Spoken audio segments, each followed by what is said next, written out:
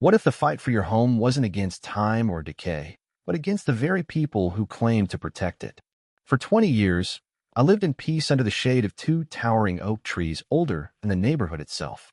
Then, a single letter from the HOA changed everything. They wanted control. They wanted conformity. But I had a different plan. Would you stand up for what you love, even if it meant taking on an entire system?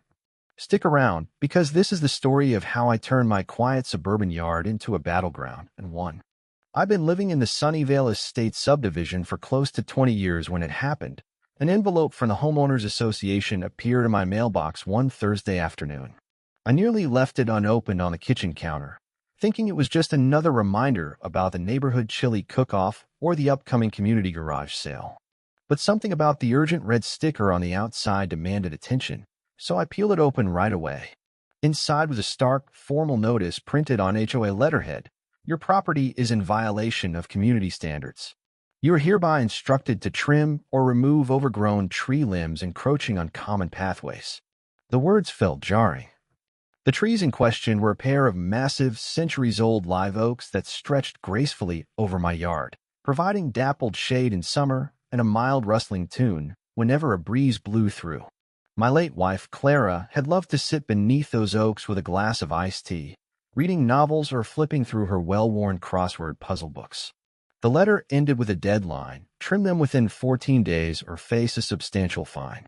It was signed by the HOA president, a fellow named Jerry Holcomb, who'd been known around the subdivision for his strictly-by-the-book approach. Jerry was newish to the board, having moved here from somewhere up north. He was the type of man who'd remind you to move your trash bin 2 inches closer to the curb if it didn't align with guidelines. At first, I tried to keep my cool. Sure, the trees had grown dense canopies. Maybe a few limbs hung near the sidewalk. But removing them altogether, my heart pounded at the thought.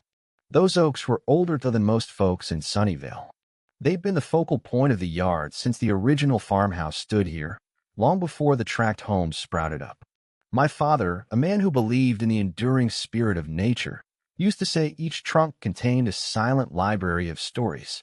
The following morning, I called the HOA office, hoping for a polite conversation.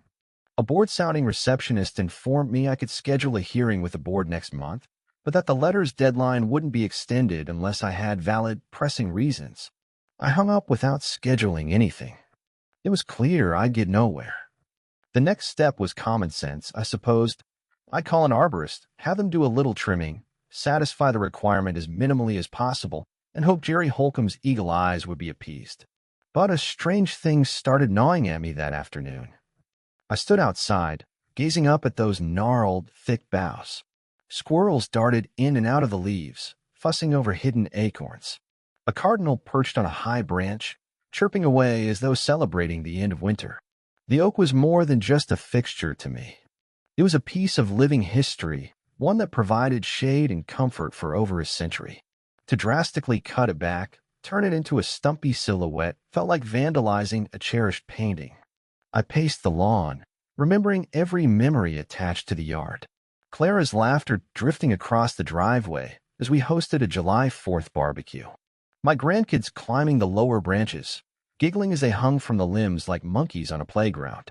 Even the neighborhood cats took their afternoon naps on the huge roots that curved out of the ground. It was a microcosm of life, a quiet testament to nature's resilience amidst uniform lawns and trimmed hedges. The next day, I decided to attend the monthly HOA meeting to plead my case. I arrived 10 minutes early to find only a handful of residents, all of them older retirees. We'd normally chat about the pond or the communal tennis court. But that evening, they seemed subdued, as if the oxygen had been sucked out of the room. Jerry Holcomb sat at the front with 2 other board members, flipping through a stack of documents. When my turn came to speak, I explained that these oaks weren't just trees, they were cornerstones of the neighborhood. I even brought a few photos of the yard from years past, showing children, barbecues, and the general sense of community that thrived under those branches. Jerry was unimpressed. He frowned at the pictures, tapping a pen on the table. "Rules are rules," he declared, shrugging in a way that made me clench my jaw. "If we make an exception for you, we have to do it for everyone." The trees must be trimmed or removed. Simple as that. I left the meeting with my blood boiling. Neighbors who seemed sympathetic walked me to my car, but they stopped short of offering real support. "We don't want to pick a fight," said one woman timidly. "Last time someone contested an HOA directive, they got slapped with fines for everything from fence height to paint color." Driving home, I stewed in frustration. Why were we allowing a handful of bureaucrats to chip away at the vibrant character of our little corner of the world? This was Sunnyvale Estates, where folks once prided themselves on small-town friendliness and backyard gardens. Now, it felt like I was living under the watchful eye of an overzealous neighbor. Something inside me snapped. Maybe it was the accumulated grief of losing Clara, the weight of turning 70 last year, or simply the rebellious spark I never knew I had. But I decided then and there, if they wanted me to trim my trees, I'd go 2 steps further. I'd grow something so lush, so untamed, that no by-the-book standard could extinguish its life. I didn't have a grand plan yet, but the seed of defiance was planted.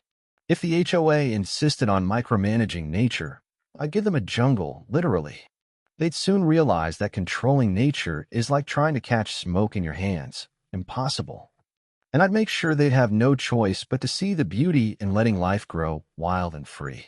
Early the next morning, I rose before dawn and brewed a strong pot of coffee. A swirl of possibilities raced through my mind. If I was going to create a suburban jungle as a form of protest, I needed to do my homework. Not just any random plant would thrive in our climate, especially not something typically found in tropical rainforests. But certain species might adapt well enough if I gave them proper care: heat lamps, protective netting, the right soil. I spent the day driving around town, visiting gardening centers, and flipping through horticulture books in the dusty library basement. The librarian, an older gentleman named Frank, seemed both amused and intrigued when I explained my mission. He disappeared into the back room and returned with a stack of reference guides on exotic plant cultivation. Some were out of print, relics from the 1970s, but they promised a trove of knowledge about creating microclimates. Once home, I sat at my kitchen table, sipping more coffee than I probably should have, and mapping out how to transform a slice of my yard into a lush canopy. My plan began modestly. I'd introduce a few vines around the base of the oaks, as well as ground cover that mimicked the dense layering of a tropical forest floor. Over time, I'd add more dramatic elements: banana plants, bird of paradise flowers, or maybe even a small greenhouse section. I even considered building an arch trellis at the edge of the property, draped with thick creepers, to give the entryway a dramatic, jungle-like vibe. I felt an electric thrill in my chest, both from excitement and from a dash of nerves. When Clara was alive, she'd always been the calm, rational one. She'd probably shake her head at the idea of challenging authority with a miniature rainforest. But I also liked to think she might smile at how I was finally standing up for something that mattered. After her passing, I let life's little pleasures slip through my fingers. This was the first spark of true passion I'd felt in ages. The next day, I made my first purchase, a collection of exotic ferns. They weren't dramatic from a distance, just lush, green, and thick, but I knew from my reading that ferns could help create a moist environment under their canopy. If I could keep them alive through the next seasonal shift, it would encourage beneficial insects and maybe even amphibians to make a home there. Neighbors started noticing. I'd be out in the yard at odd hours, tending new soil beds, carefully weaving mesh to protect the baby ferns from direct afternoon sun. One or two would wander over, hands in their pockets, and politely ask what I was up to. I usually shrugged and said, "Oh, just trying some new plants," not wanting to attract attention from the ever-watchful Jerry Holcomb. Yet word did spread.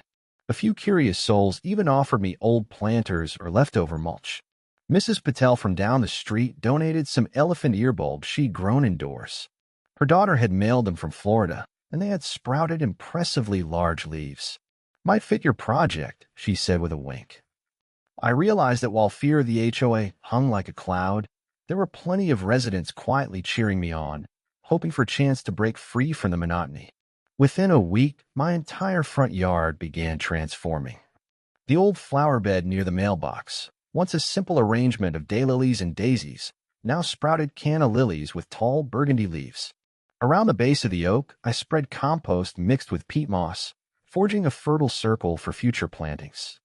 I ordered a few dwarf banana plant seedlings online, crossing my fingers they'd survive the shipping intact. Jerry Holcomb, meanwhile, made his presence known.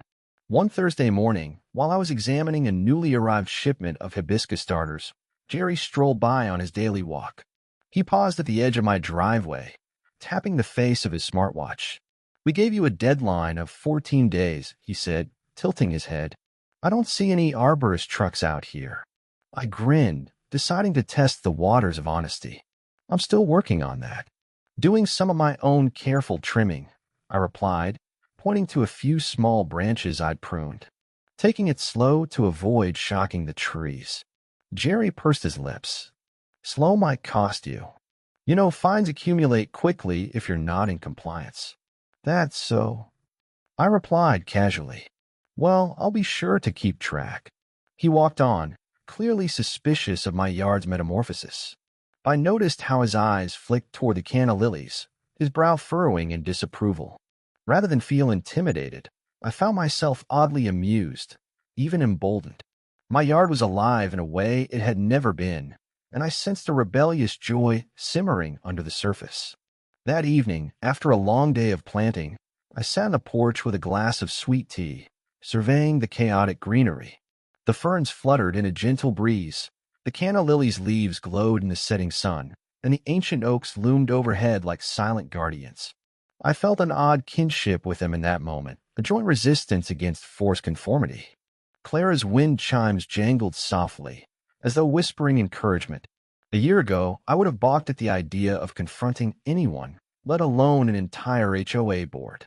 Now, though, I felt like a gardener forging new paths, maybe a bit old to be stirring up trouble, but not too old to take a stand. The stage was set, and I suspected that Jerry Holcomb's next move wouldn't be far off. A few days later, the skies turned dark.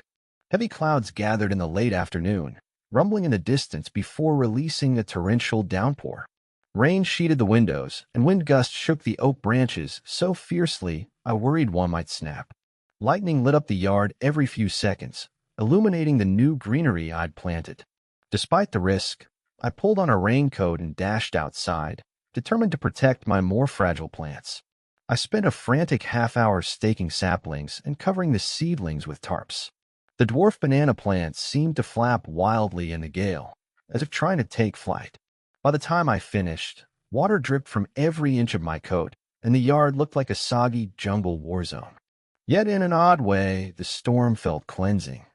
It tested the mettle of my growing oasis, forcing roots to dig deeper and leaves to brace against the elements. The morning after, sunlight returned, revealing a few battered leaves but no catastrophic losses. The ferns perked up once they dried out, and the canna lilies, a bit droopy at first, soon stood tall again. I took the small victory as a sign. If my fledgling jungle could survive a tumultuous storm, it might endure whatever the HOA threw at me next. Sure enough, Jerry Holcomb didn't disappoint. Later that week, I received a crisp, certified letter titled Final Warning, HOA Inspection Imminent. It informed me that a representative of the association would conduct a visual inspection of my property to verify compliance or noncompliance with community standards. The date was set 3 days from now. They'd come unannounced, presumably to catch me off guard. That put a sour taste in my mouth. It felt invasive, like I was a delinquent child being monitored. But it also steeled my resolve. I spent the next 2 days tidying up the jungle, removing weeds, pruning dead foliage, and strategically placing pavers to create a neat, walkable path through the greenery. If they were going to show up and assess my yard, they'd see it in its best possible condition.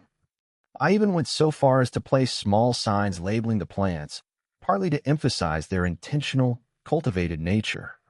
Hibiscus rosasinensis, one sign read, "Native to warmer climates, carefully adapted for Sunnyvale conditions."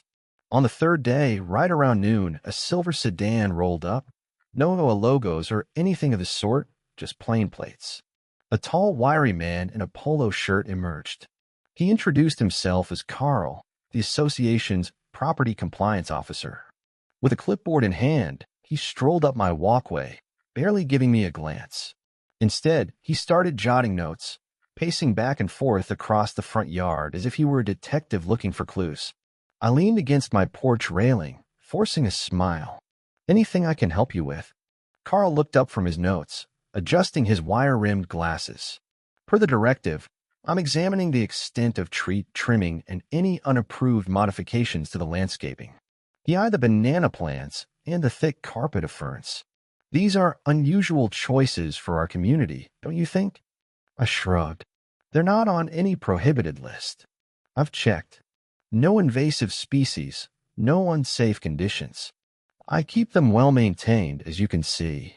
He grunted and continued inspecting, tapping branches and looking up at the oak canopy. Finally, he wandered back to his car, finished scribbling notes without even a goodbye. I figured I'd get a letter soon detailing his findings. In the meantime, I decided to rally some help. I'd heard rumors about a local horticultural club that met once a month at the public library, folks who specialized in eco-friendly projects and might sympathize with my predicament. After a few inquiries, I showed up at their next meeting. The group's membership skewed older, with plenty of men and women in their 60s and 70s wearing straw hats or sporting well-used gardening gloves. Perfect. At the end of their gathering, I raised my hand and introduced myself. I explained how the HOA wanted me to whittle down 2 ancient oaks and clamp down on my exotic plants, all in the name of aesthetic conformity. A murmur of disapproval rippled through the group. One man, Mr. Evans, stood up and said that trees with historical significance in the county were sometimes eligible for a protective status. Another woman, Harriet, pointed out she'd once faced a similar threat from an HOA over her pollinator-friendly garden. She challenged them in small claims court and won a partial victory. After the meeting, a few members lingered to chat with me. They offered to write letters on my behalf, testifying that my landscaping added ecological value and was carefully curated. Harriet even volunteered to help me contact an environmental lawyer she'd used before. I shook their hands, touched by the generosity of strangers who recognized the importance of preserving living things rather than bowing to bureaucratic whims. That night, I realized that though my original motive was rebellious defiance, the situation had grown bigger than me alone. These plants, these old oaks, carried a significance beyond my personal memories. They represented a stand against the slow creep of uniformity that threatened to smother individuality in places like Sunnyvale Estates. I could practically hear Clara saying, "Fight for what you believe in, but do it with heart." Sure enough, another letter from the HOA arrived a few days later. The compliance officer's report stated that while I had conducted minimal trimming of the oaks, the extensive addition of exotic plant species was unaligned with the subdivision's visual consistency.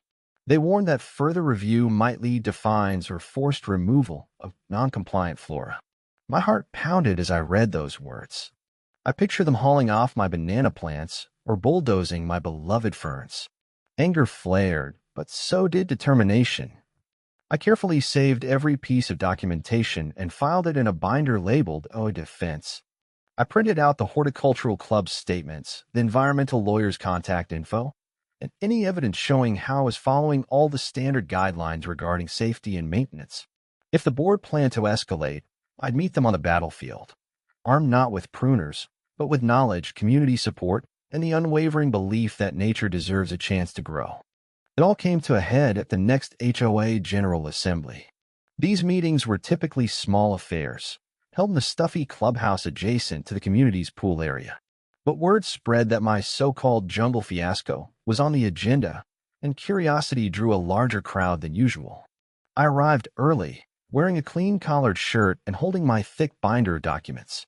Jerry Holcomb stood at the front of the room, tapping a microphone to get people's attention.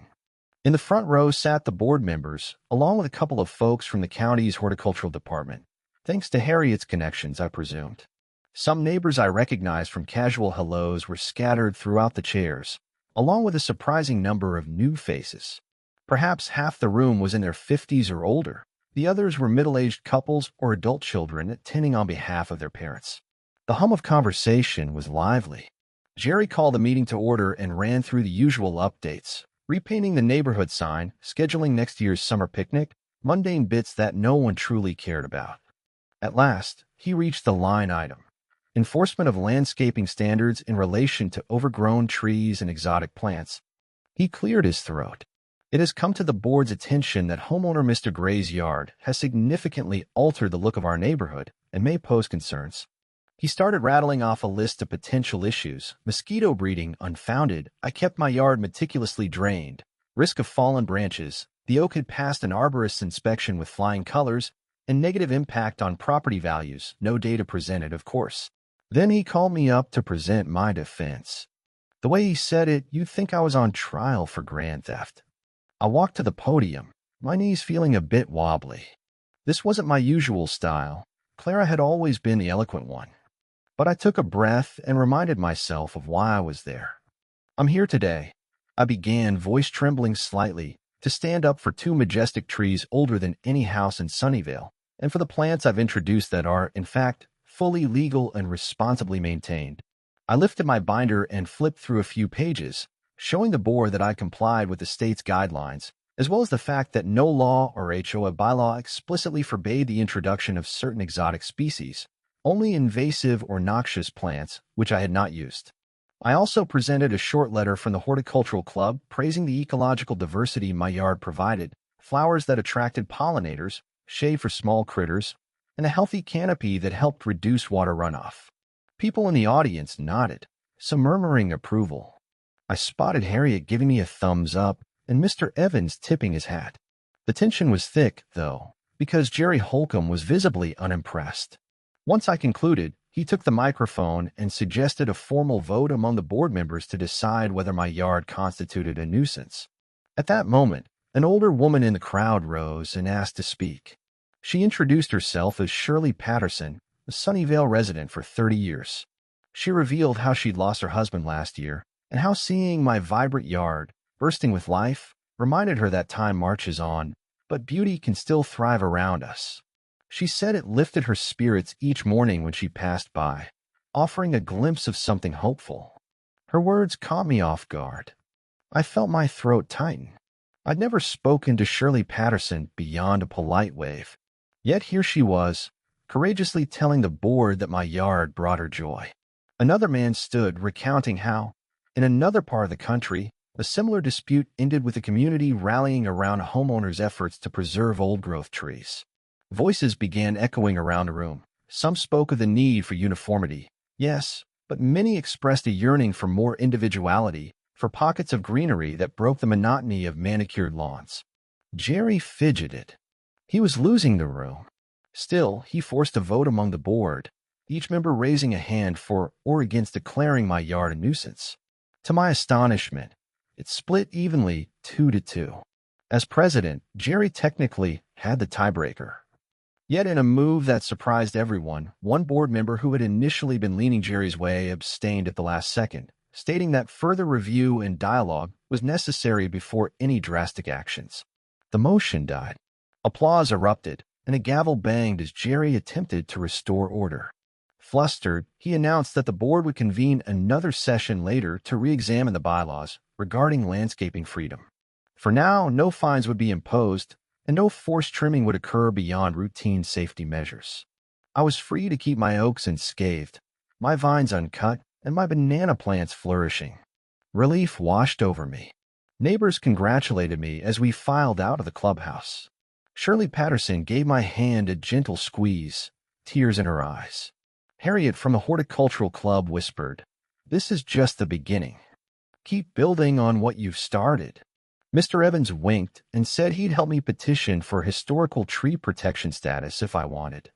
Later that evening, after the adrenaline died down, I sat quietly on a wooden bench under my oaks. The night air was mild, the leaves rustling above like a lullaby.